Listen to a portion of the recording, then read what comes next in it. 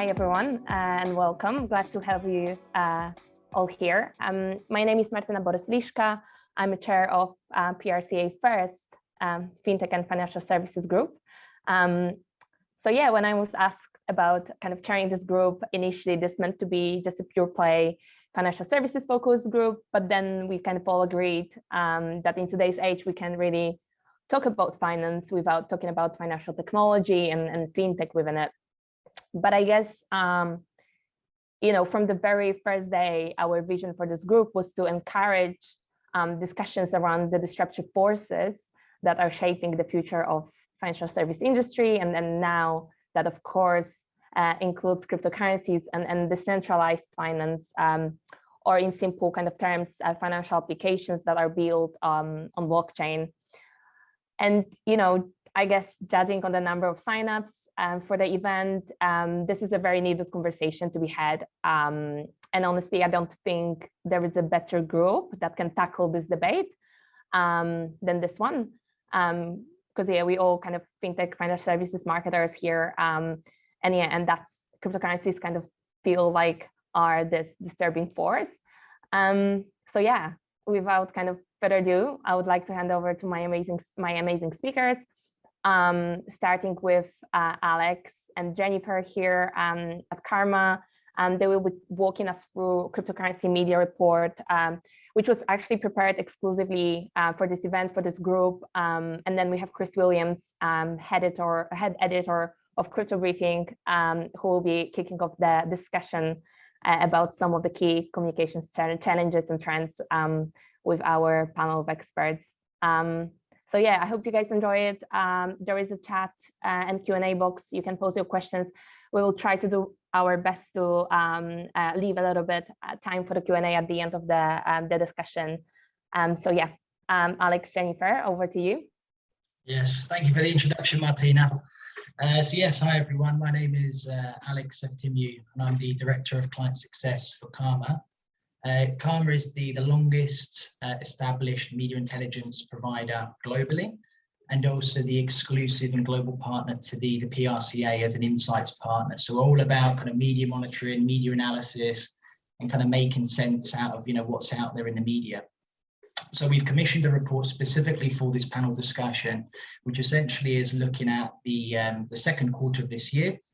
We've analysed top tier UK media, top tier international media, and we've identified the leading retail banks, payment facilitators and investment banks to understand over that period that we analysed, were they in favour or were they against cryptocurrencies, predominantly within Bitcoin and Ethereum, but also cryptocurrency as a more general concept.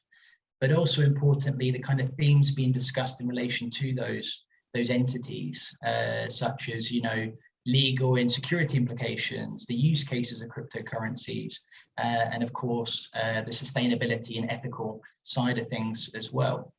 So we'll be going into more detail about that report to kind of see if that's changed over time as well. And also just to let everyone know, the report that we'll be presenting is more of a downsized presentation deck just for the purpose of the session. But if you do wish to learn more about our findings and the insights that we gathered, you can access it on our website, karma.com/crypto. So it should be easy to remember that one. And please do feel free to engage with us on social media with the hashtag Karma Crypto Report if you see anything that you know stimulates the discussion and you find you'd like to share. So without further ado, I'd like to hand it over to my colleague Jennifer Sanchez, our account director, who will talk you through the findings. Hope you enjoy. Thank you.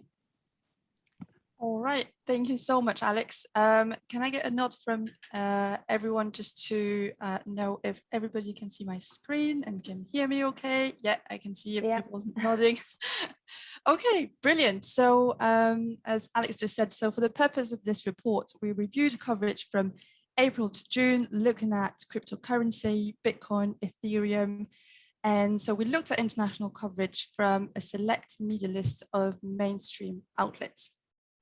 From there, we looked at a sample of around 1,700 articles, which were then human coded for very nuanced topics around crypto use cases, security, legal and environmental concerns, and a lot more to try and really understand within the banking sector.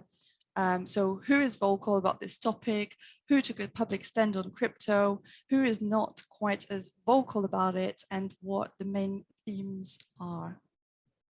So if we take a look at the overall media landscape during this period, it's quite interesting to notice that there is a lot of hype around crypto. It's probably no surprise to everybody on this group. We recorded various peaks and troughs towards digital currencies, namely Bitcoin and Ethereum, with a particular emphasis on price updates, price predictions, but also security concerns. So we analyzed this coverage from the standpoint of who is quite visible and standing out for expressing opinions against crypto, and on the other hand, who is rather in favor of its adoption. We were also wondering as well, where was favorable coverage appearing, where was unfavorable coverage appearing. So these were just some of the burning questions that we had in mind and that helped us conduct this research.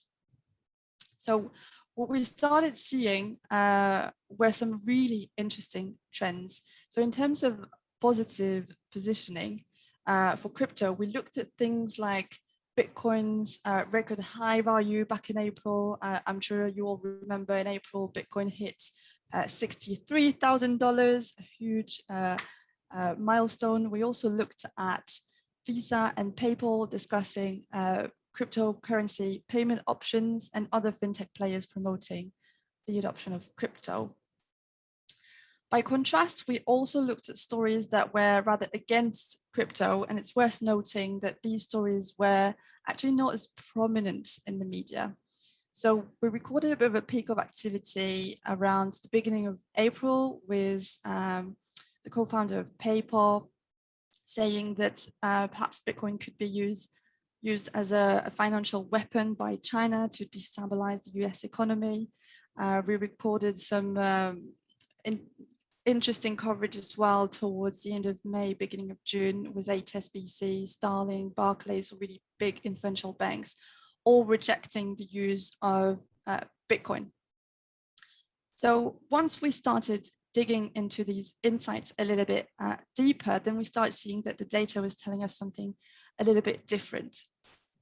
So in this study, we looked at the major finance players, the retail banks, the investment banks, and the payment processors. And overall, we noticed that, first of all, journalists were really interested in the divergence of opinions. So there was definitely a certain appetite for contradicting views.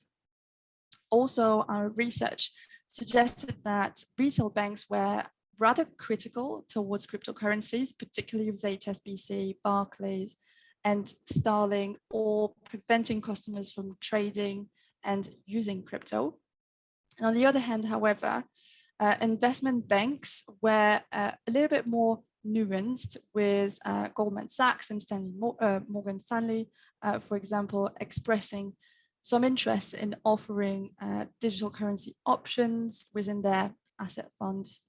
So we did record a few critical mentions around volatility and concerns, with questions rather than concerns around the genuine environmental impact of Bitcoin on the overall financial ecosystem. But all in all, we'd say that investment banks were a little bit more nuanced on the topic.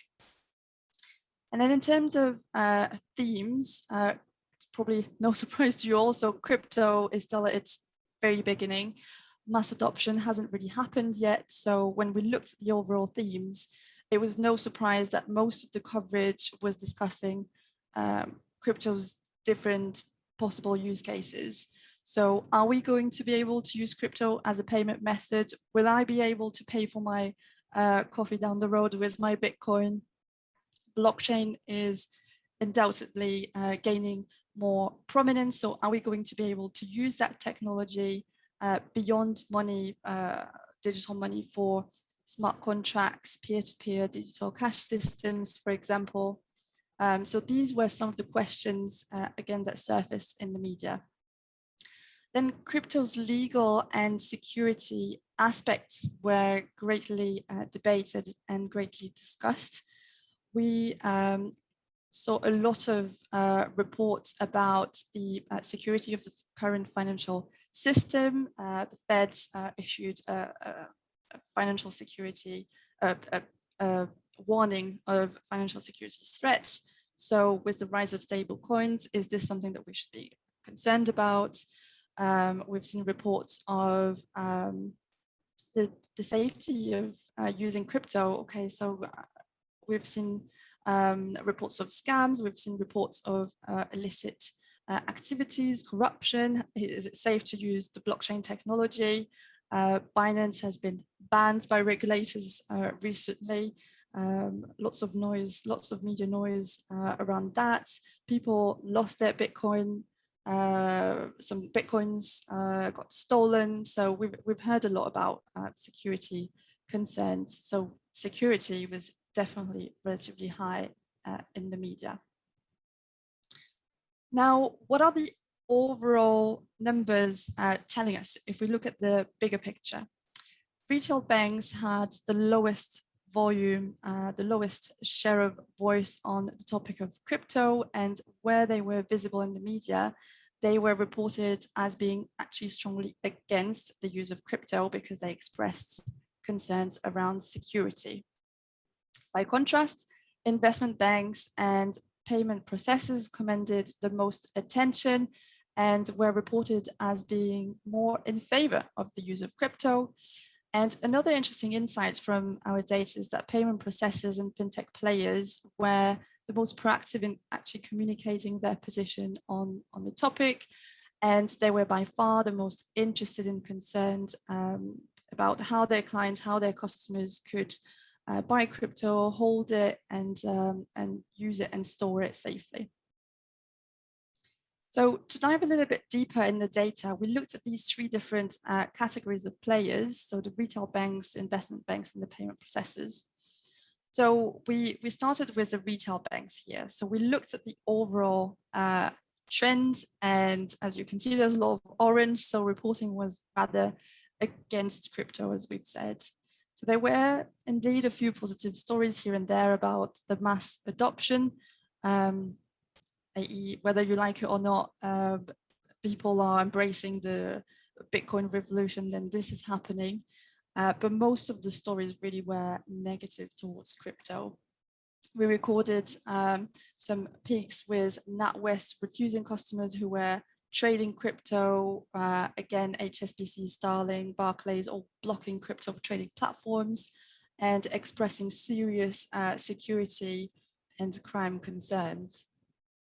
So these three retail banks were actually the most visible ones in the media and also the most against the adoption of crypto. We did see a lot of commentary from Barclays analysts talking about their rejection of crypto, but it was actually HSBC's CEO, Noel Quinn, who had the most impact in the media, because HSBC was actually quite vocal in expressing its distrust of cryptocurrencies. So HSBC explains that they had really no intention of offering a cryptocurrency trading desk for their customers, and that news really spread like wildfire in the media. And even more so, as this news was contrasted with a news issued by Goldman Sachs that around the same time they were actually going to offer a digital coin trading option for their customers. So that generated even more media attention, because as we've said earlier, the media was interested in noting the oppositions between the different players. Now, in terms of the themes, we looked at the themes in this coverage, and again, it is no surprise that security themes were the most discussed. There was also a larger proportion of coverage about the legal aspects of crypto, compared to investment banks and payment processors. And indeed, when we looked into it, so the retail banks were actually more interested in the development of CBDCs, so digital currencies that are issued by central banks. And they were also interested in regulation. So what is the FCA saying about crypto? What should regulation look like? What is actually desirable?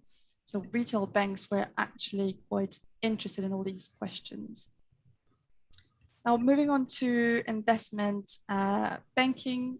So crypto coverage appeared under a slightly different light from an investment bank point of view. Investment banks were actually a little bit more in favor of crypto. So we looked at Goldman Sachs and Morgan Stanley offering their clients a range of digital coin trading platforms and options with Bitcoin and Ethereum. We looked at the listing of Coinbase being backed by really big influential organizations. But again, there were a few concerns still around Bitcoin's relatively high energy consumption, price predictions, with recurring reports of are we in a bear market? Are we in a bubble? Is this all going to collapse? And in June, we also recorded a story by Goldman Sachs. So they made another U-turn on their stance towards Bitcoin when they said that they were actually struggling now to define Bitcoin as a credible investment. So looking at this data a little bit more granularly, Goldman Sachs was by far the most reported upon investment bank in the media, with Morgan Stanley being number 2 on the benchmark. And this really made sense because these two banks were quite visible for introducing crypto to their customers. And in fact, Goldman Sachs was so visible that one of their spokespeople, the global head of communities research, Jeffrey Curry, was the most influential spokesperson because his views were so frequently cited and quoted. But the media was also interested in Goldman Sachs' change of heart towards crypto, as I was saying earlier, because the bank started saying that perhaps they were a little bit divided as to whether Bitcoin was an investable asset class. So I think that this further contributed to the visibility and fueled the debate. We looked at the themes as well, and because of these debates, use cases again came first with almost 70% of that coverage, which represents quite a large proportion of the overall coverage when you think about it. Legal was another prominent theme, with investment banks really, first of all, welcoming the regulation of digital assets, and second of all, considering the development and adoption of CBDCs more widely.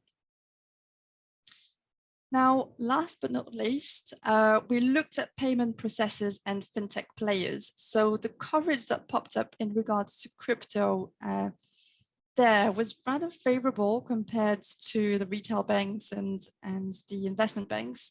And in fact, it was the most favorable. So here we looked at companies adopting Bitcoin, accepting cryptos as payments.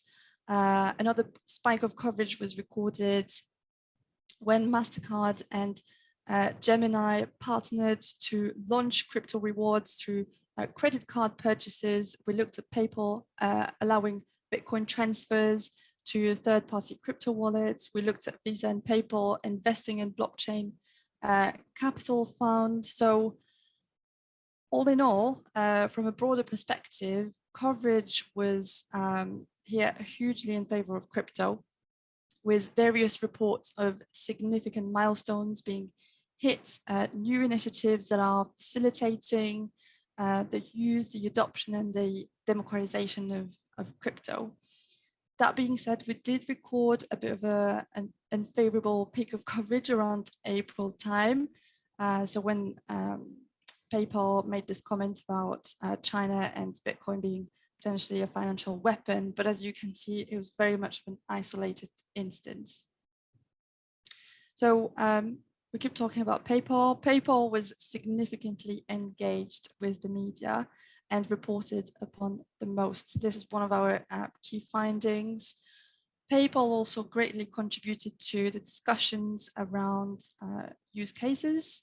So use cases was again the most frequently discussed themes, because PayPal was really good at promoting their own crypto processes, but also they announced various different strategic partnerships, fostering again the development of crypto, and they actually encouraged the trading of digital assets. So they were quite proactive and certainly appeared to be at the forefront of this new monetary revolution. As a result of this, John Rainey, PayPal's CFO, was the most visible spokesperson within the fintech coverage. There was an interesting but also quite impactful article that was published by the Wall Street Journal that quoted him talking about PayPal's own financials in crypto. And so what he said was quite interesting. He was talking about PayPal allowing transactions with crypto for their customers, but also the article was sharing their hesitation in investing their own assets in cryptos. So in that case, PayPal was saying one thing to their customers, but they very much remain on the side of caution when it comes to owning their own digital assets. So PayPal isn't all in just yet, at least. But yeah, so the media really likes this kind of story where we can see differences between what is being said and what is being done. Perhaps a quick word as well on MasterCard. MasterCard was the second most visible organization on this segment, with again various reports detailing their strategy on crypto, reports sharing new strategic partnerships, such as the one that they had with Gemini. So also a quick mention on MasterCard. So some of our key takeaways from this report.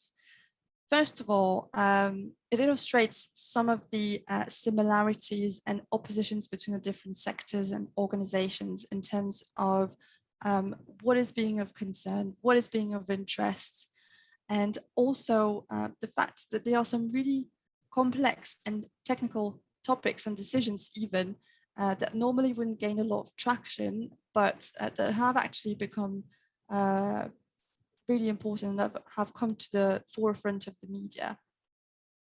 More and more people are now hearing about cryptocurrencies, Bitcoin, blockchain technology, digitalized payments, record high prices, also record low prices, because every time there's a new high, there's a new low. And people, as well as investors and asset managers, are now comparing the performance of crypto with that of the stock market or the real estate market. There are also discussions about Bitcoin needing to be more environmentally friendly, CBDCs, risks around cybercrime. And this is not a phenomenon that we could have imagined 2 to 3 years ago. There was also, this report also made apparent that official and spokespeople commentary is very instrumental and very important in generating coverage and commanding attention.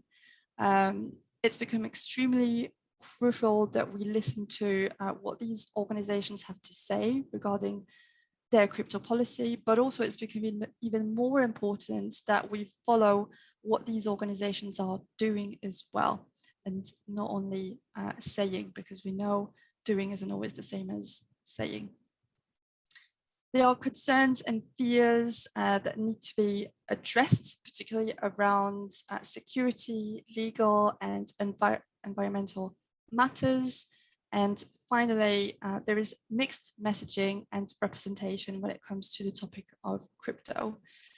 Digital assets are generating a lot of hype, as we've seen, crypto prices tend to ping pong around on the latest speculation, but there are some actual, very real implications that need to be communicated, monitored, and clarified in a compelling and successful manner.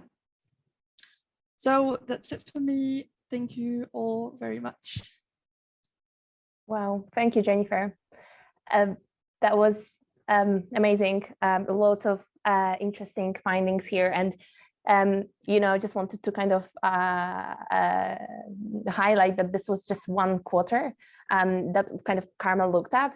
So imagine if we look at the year and like, yeah, what other findings we could kind of bring to the table. Everyone can go to CARMA website and see the report in full. There is more to it. What's interesting for me to see is that my kind of background is in financial services and fintech. So I was very curious to see, yeah, how the debate is shaping. And I don't know about you guys, but I would imagine there would be more kind of solid voices and taking a stance on the topic by now. But I don't think that's the case. I'm sure we're going to dive deeper into the topic just in a second. So just hand over to our panel experts. I've got Chris here, head editor of Crypto Briefing. Chris, over to you. Yeah, hi guys. Thanks very much, Jennifer, for that.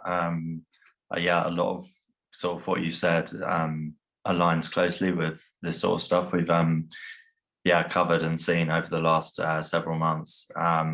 So yeah, just a bit of an intro to me. Yeah, my name's Chris Williams. I'm the editor of Crypto Briefing. We're yeah, one of the kind of crypto-focused media publications. And yeah, our team is sort of based all over the world.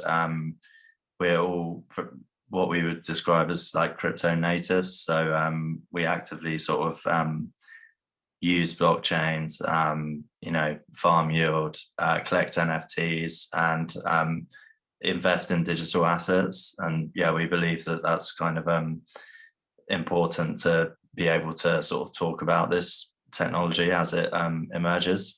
So yeah, a lot of what we cover is Bitcoin, Ethereum, DeFi, NFTs, and various other layer one chains, as well as sort of macro news events. But yeah, we've got like a panel of industry experts here from various areas of the space. So yeah, I just wanted to start by introducing them before we sort of get into the questions. So if you could just tell us a little bit about yourselves, starting with Rupa. Hi everyone, good evening. My name is Rupa Ramaya. I am the head of global PR and communications at Luno. Our wallet helps people buy, sell and store cryptocurrency at a very high level. Luno was acquired by the Digital Currency Group last year, who are the world's biggest investor in crypto companies. So we're part of a family of 5 now under the DCG brand. I've been at Luno for about 2.5, almost 3 years now, actually. And I have a background, ironically, in traditional financial services, including the top 2 banks that were reported as saying pretty negative things on crypto. So I was at HSBC and Barclays. I then worked for a number of disruptive technology players in the enterprise space and in gaming, and I've kind of had a bit of a marriage of my disruptive tech world and my financial services background, and now I find myself in crypto. So I'm really looking forward to the discussion today. Thanks. Yeah, thanks, Rupa. And yeah, next we have Elliot. Hey folks, my name is Elliot Suthers. I lead comms for Coinbase on the corporate and international front. I've been with the company now for about 4 years, so I've definitely seen lots of up and down cycles, from the ICO booms of 2017 into 2018 into the crypto winter, and then onwards and upwards from there. I actually got into crypto back in around 2012, 2013, started mining it at home with a friend of mine. We set up a milk crate full of Raspberry Pis and started mining Litecoin back when it was financially feasible to do so. So I've been around for a while. Before I moved into the crypto space full time, I worked in politics, working on a number of different presidential, senatorial, and House of Representative campaigns in the US, and also worked as a federal lobbyist in DC. Thanks, Elliot. And yeah, next, George. Cool. Hi guys, I am George Coxon. I am Director of the Nano Foundation, Director of Appia and Advisor to the Global Blockchain Initiative. Just a quick intro kind of on Nano, just a quick sentence, but Nano is a sustainable digital currency with instantaneous transactions and zero fees over a secure decentralized network. So just like cash in your pocket, Nano can be digital cash, and it's as simple as that. Thanks, George. And yeah, finally, Sam.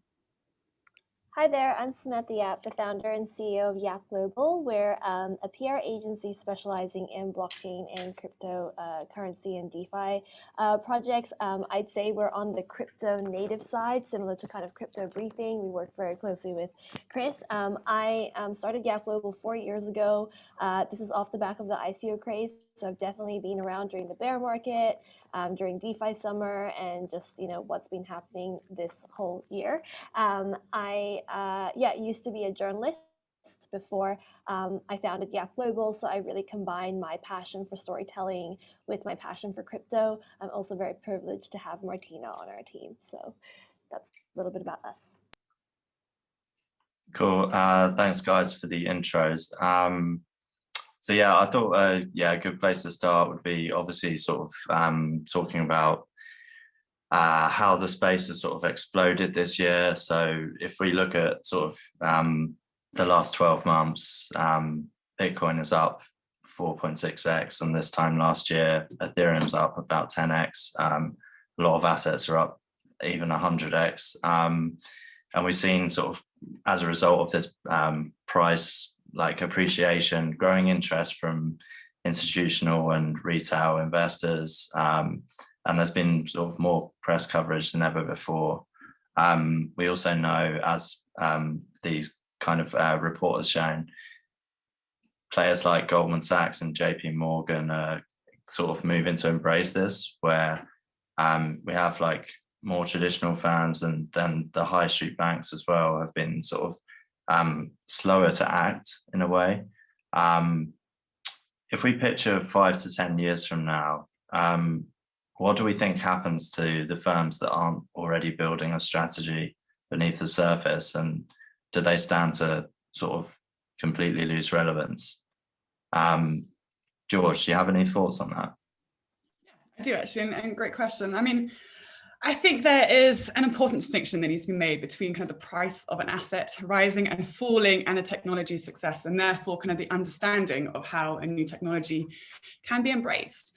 I think with so many kind of underhand tactics and utilized by exchanges, whether it's coin issuers as well, and also the media, using as a vehicle for speculation, I don't really believe that kind of asset price can be used as a metric of success in this space when it comes to kind of institutional interest. However, I do believe that until a technology can provide a utility that beats incumbent financial systems, whether that's kind of down to speed, costs, or energy consumption, there really is no real use for assets to be embraced by high street banks, I think, currently, other than pure speculation. It just there's a lot more risk involved. So personally, I don't blame them currently.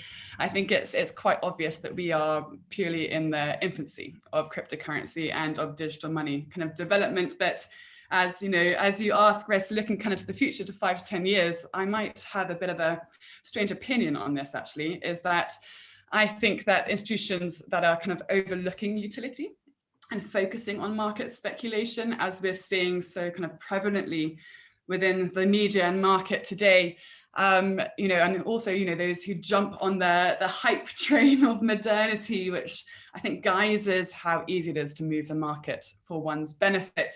I mean, I think those institutions will actually potentially be left behind in 5 to 10 years due to the lack of understanding, I think, of the huge global potential of this technology in actually changing the world for better, and to kind of look into the long term, not the short term media or interest wins around it. So it's probably slightly different to others' answers. But yeah, I actually think that institutions might be left behind by being so tunnel visioned as they are currently.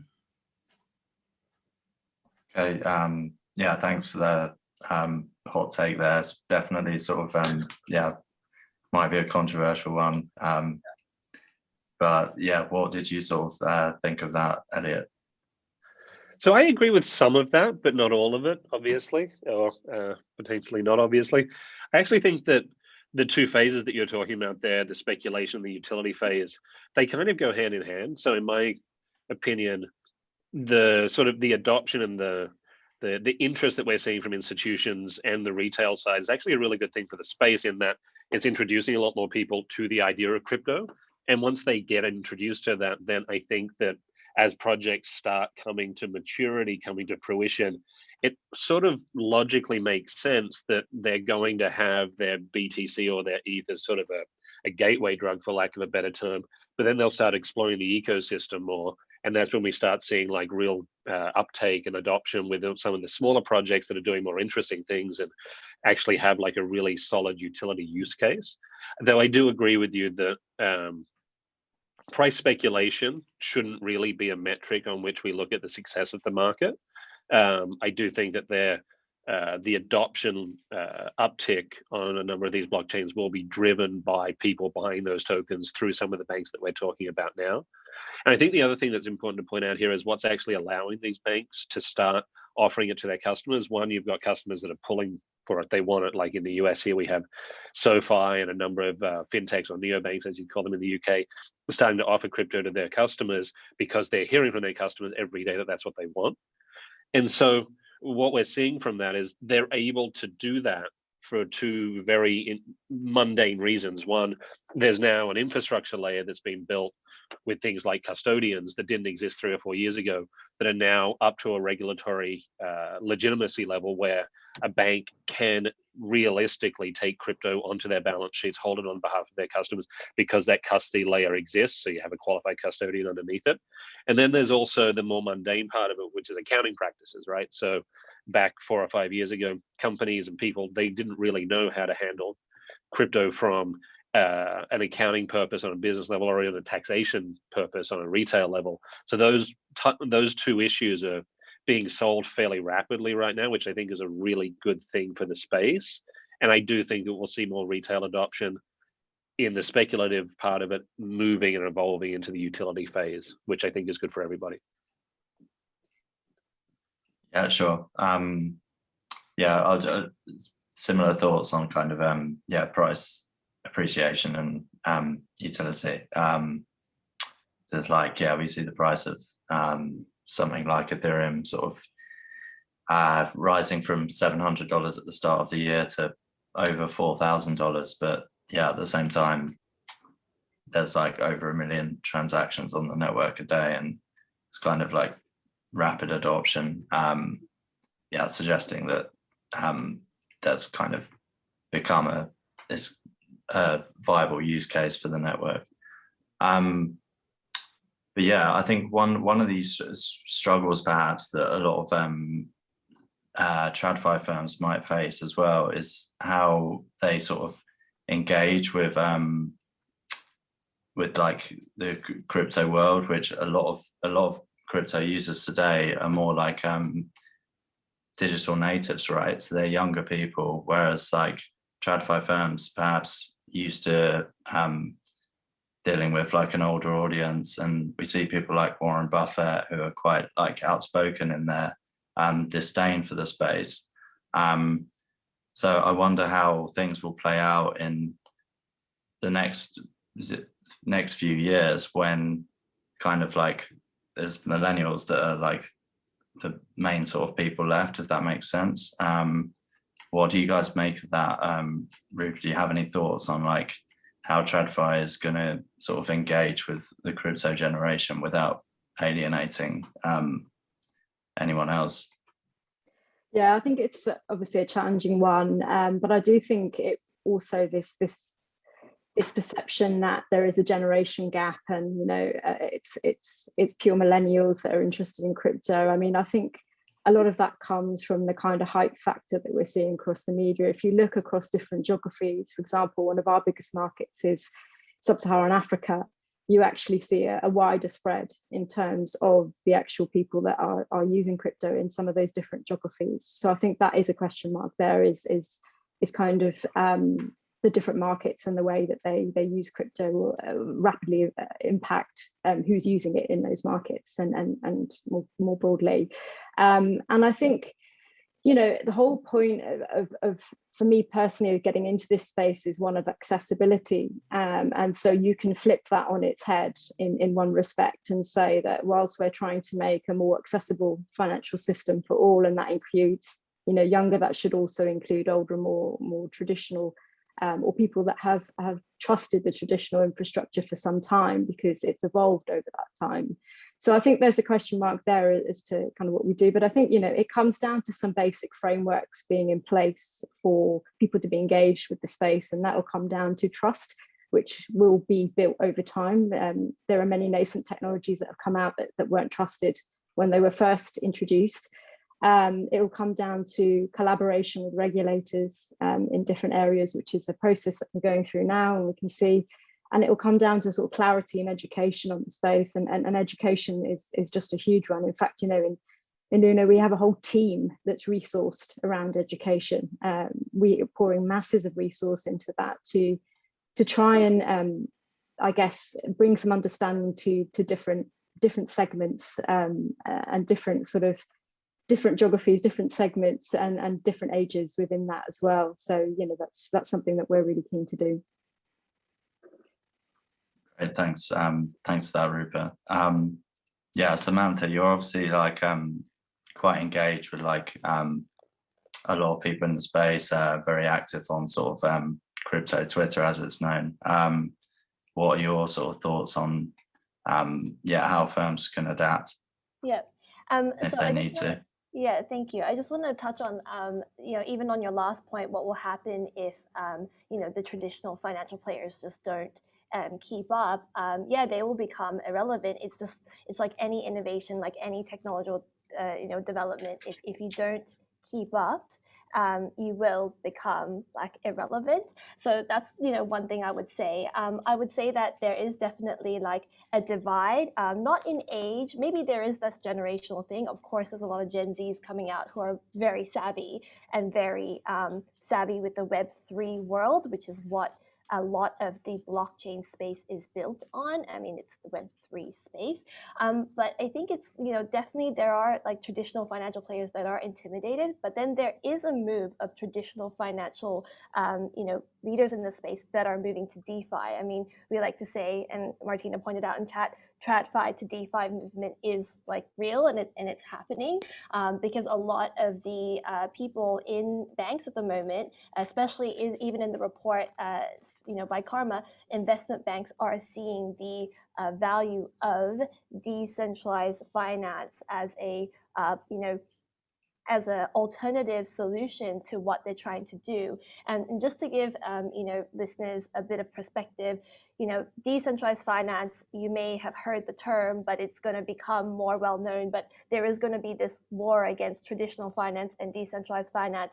But at the end of the day, the numbers speak louder than words. In January 2020, DeFi was a $500 million market. Now, if you look on, and there's this tracking site called DeFi Llama, I will drop it in the chat later. You can actually see the numbers grow. It's now 100, and I checked it today, it's 160 billion. So it's gone from 500 million market to 160 billion, and this is all decentralized on chain. Another thing to note is that there's a saying in the crypto native world that your wallet is your resume, and it's, you know, what it means is like your offline, your wallet, you know, whether it be MetaMask, is what you do on it is your track record. So just like how you have your credit history with like HSBC or like Barclays, your MetaMask wallet will be your track record for what you do in the crypto space.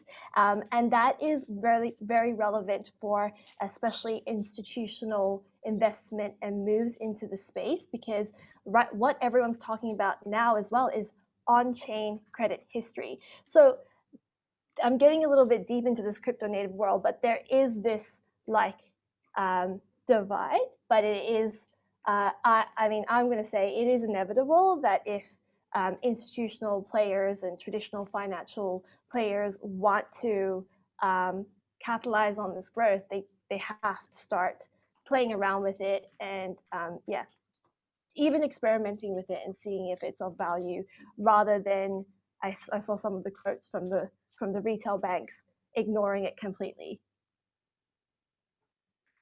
Yeah, sure. Thanks, Sam, for that. Yeah, very sort of detailed overview. I actually have a little bit more to add to that question, if I can.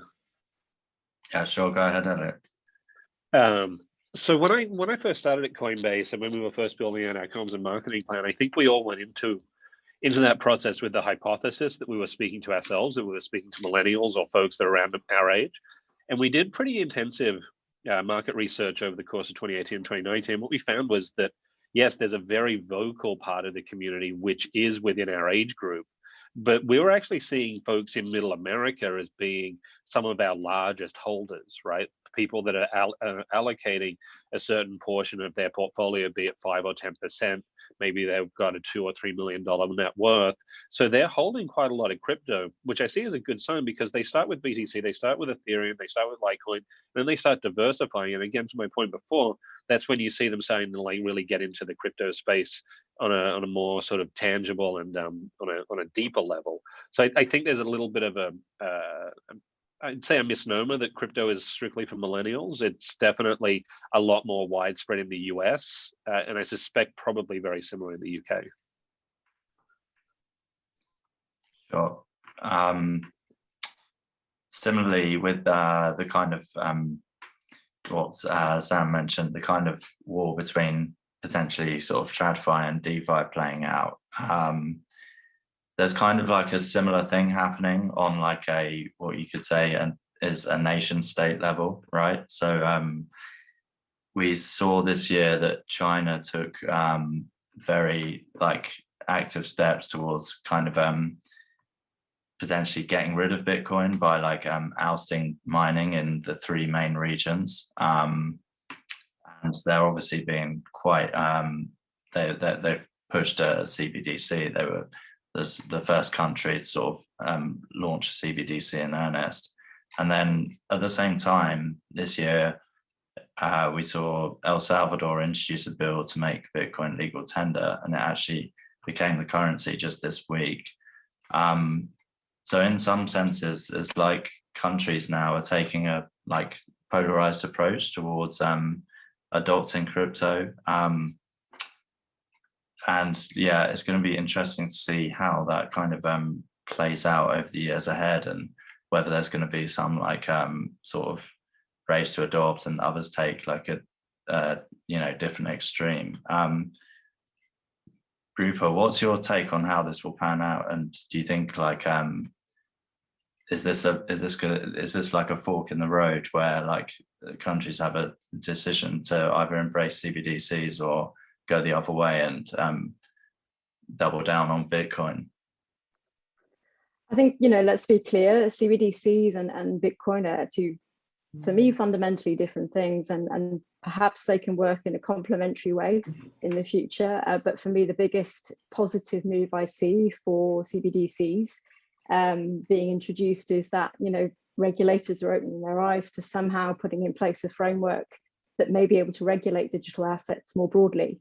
And so for me, that's kind of where I see that I guess this concept of the early adopters and what change that's going to bring, or what shift that's going to bring, that for me would be the most valuable one. So I think that's one thing. I think, if, like I said, if it creates that dialogue, if it opens the door to more of those conversations, then I think it's a positive thing. And I see that being a move in the right direction. But it still won't solve all the problems of crypto. There are still going to be things we need to work through. And I also think that it still won't address the biggest challenge, which is adoption. It may help it in some degree, but that is always going to be the thing that we need to work on, and we need to educate people around. So for me, at a very high level, if it opens up that dialogue, if it starts to bring some framework to regulating digital assets, and we can work more closely with the policymakers and the regulators, then great. Fundamentally, two different things in my mind, which could potentially work together in a complementary way.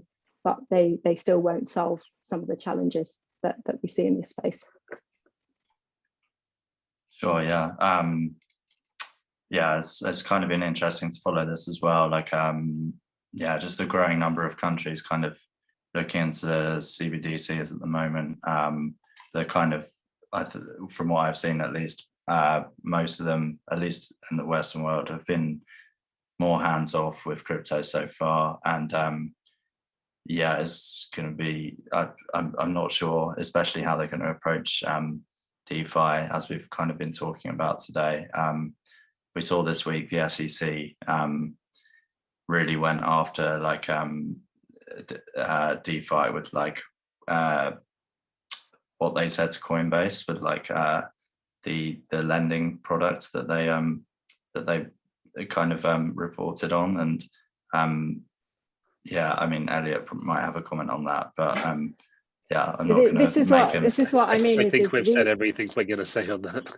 Yeah, sure. We need clarity in this space. There is only so much we can do, and so I think if it brings more clarity, great, so be it. But it's not decentralized, and for me, it's kind of what I'm also seeing is, you know, some jurisdictions where they are on the periphery of launching a CBDC, they then start to go through the process of clamping down on crypto companies, or clamping down on certain things that crypto companies are doing. And we're seeing more and more of that, whereas in the background, probably planning a CBDC. Yeah. Can I just jump in from the other side quickly just on that, is that, you know, not about CBDCs kind of helping the crypto space. I think it's what CBDCs could bring on top of and in addition to kind of the incumbent fiat financial systems. And I think, you know, I think it's same as Rupa, but on the different side is that CBDCs do not solve quite a few of the main issues, and one of them being is money printing problem. And, you know, that we're seeing today, I mean, 40% of US dollars in existence were printed in the last 12 months. Now, let's just take a second to think about that, you know. And so, you know, CBDCs have a long way to go, I think, when it comes to research and development, but there's definitely both sides of the crypto side and of the fiat side. And where do CBDCs sit in the middle, and what do they bring to the table if there's issues on both sides? Sure, thanks, George. George, as well, obviously, like on the note about kind of China banning Bitcoin, one of their stance on that was kind of banning Bitcoin mining was like the environmental impact. And I know this is like something you're quite focused on with Nano. We've seen this kind of narrative play out this year where, like, yeah, there was the China stuff, and then Elon Musk tweeted about his concerns with mining, which kind of arguably helped like the big sort of price crash we saw in May. Yeah, what do you make of the sort of environmental debates, and do you think there's going to be like more chains sort of moving towards proof of stake because of concerns with proof of work? And is that going to encourage traditional finance firms to sort of get on board?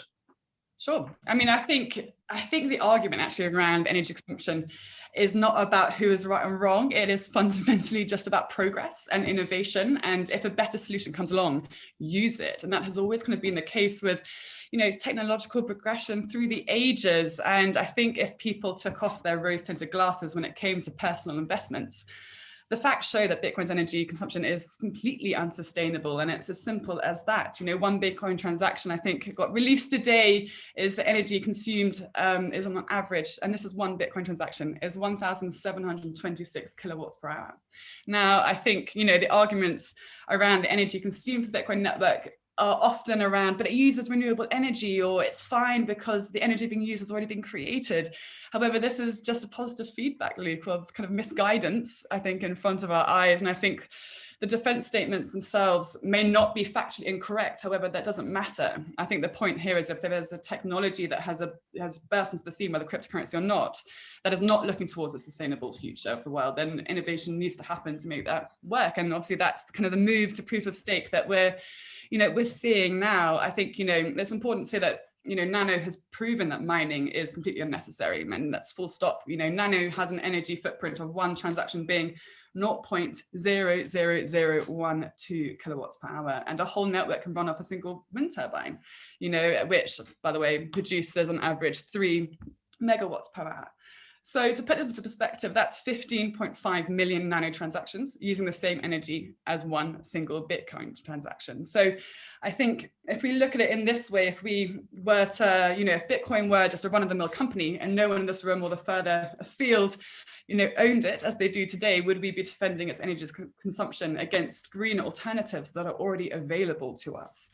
And I think kind of everyone should be concerned. Obviously, we are we're tackling climate crisis now. This is not a dystopian future. This is on us right now, and action needs to be taken kind of alongside accountability for those who do not fulfill their promises for a greener future. And I think, those TradeFi firms that kind of take this understanding on board will be much more likely to succeed, because I don't think there will be room for non-sustainable technologies as the race of climate change is upon us. There's no point in having money in a world that if the world doesn't exist. And I think just a last kind of point on that, a really important point to make, on the energy front as well, is that a lot of firms, especially in the crypto space, support and facilitate obviously non-sustainable technologies, as we've seen with Bitcoin, yet their tagline is bank the unbanked, or the USP is to provide banking for those in emerging economies. Now, it is those people that you're supposedly trying to help that will feel the largest brunt of climate change, and responsibility to not using... Sorry, George, I don't want to cut you off. It's just because we're getting to 6. So yeah, we should sort of wrap up in a few minutes if possible. If we could get we'll answer a question from the audience in a second, if there's time, but Elliot, I know you said you've kind of been mining for a long time. Where do you think the space is heading? Are we going to see Bitcoin kind of forced to move to proof of stake somehow? And how do you see kind of TradFi firms reacting to the kind of environmental issues? Yeah, this is actually a question I'm kind of eager to answer. So I don't disagree with anything you've just said there, George. I do think that proof of stake is definitely where the industry needs to head. I don't know if it's practical to see some of the OG coins like Bitcoin or Litecoin moving to that anytime soon.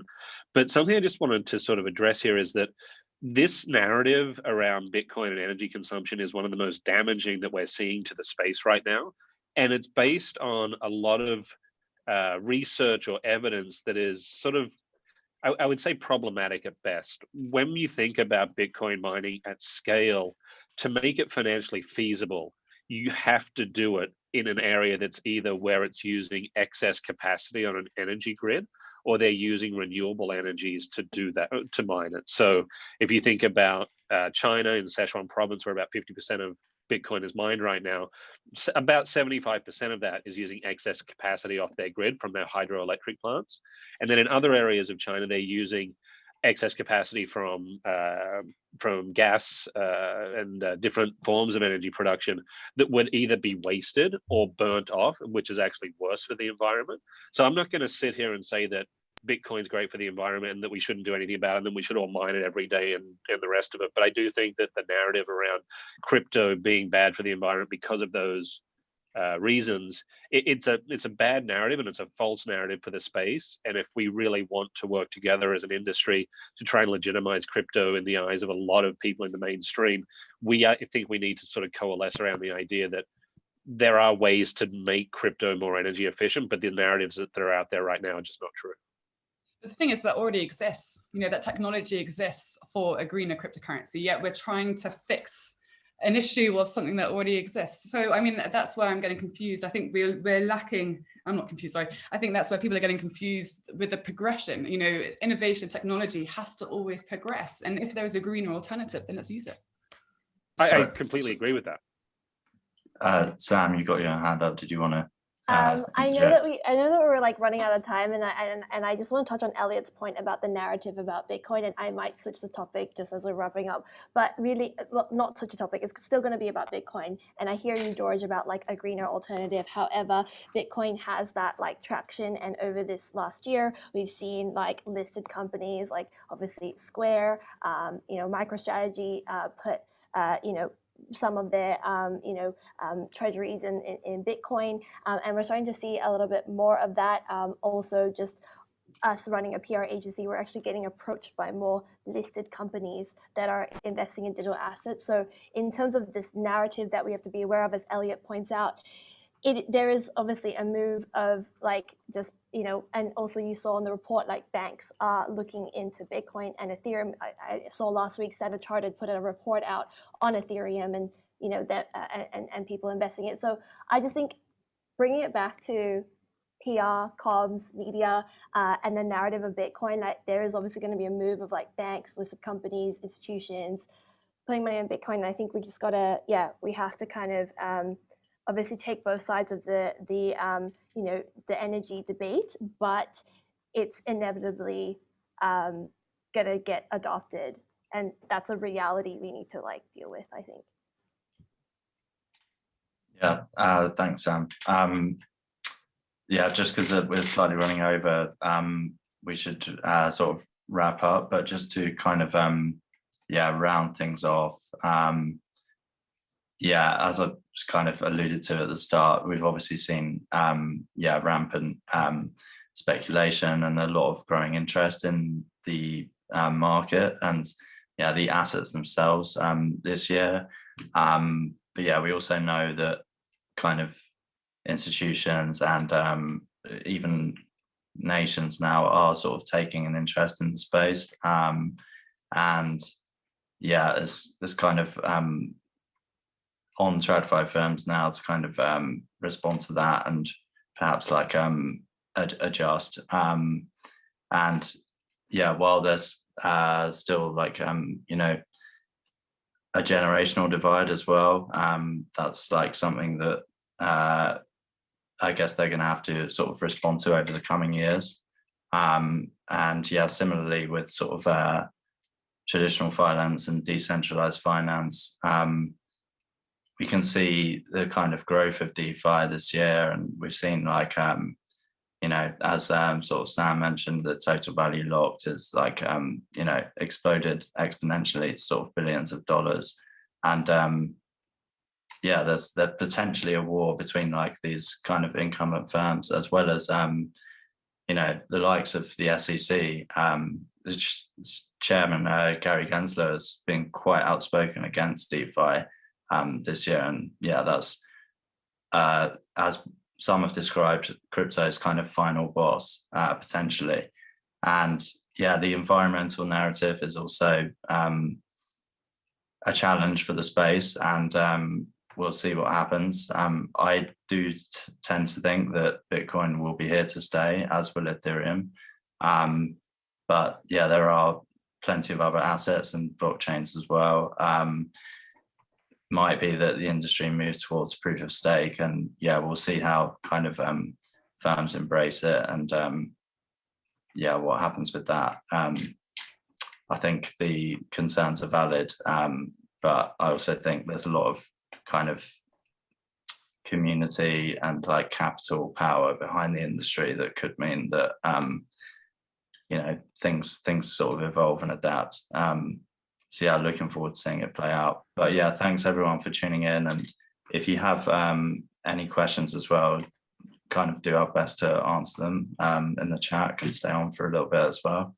I've seen there's something about NFTs, which is something I follow quite closely as well. So I'll get back to those as well. I just wanted to say thank you, everyone. I appreciate we staying over. I clearly overestimated how long this debate could go for.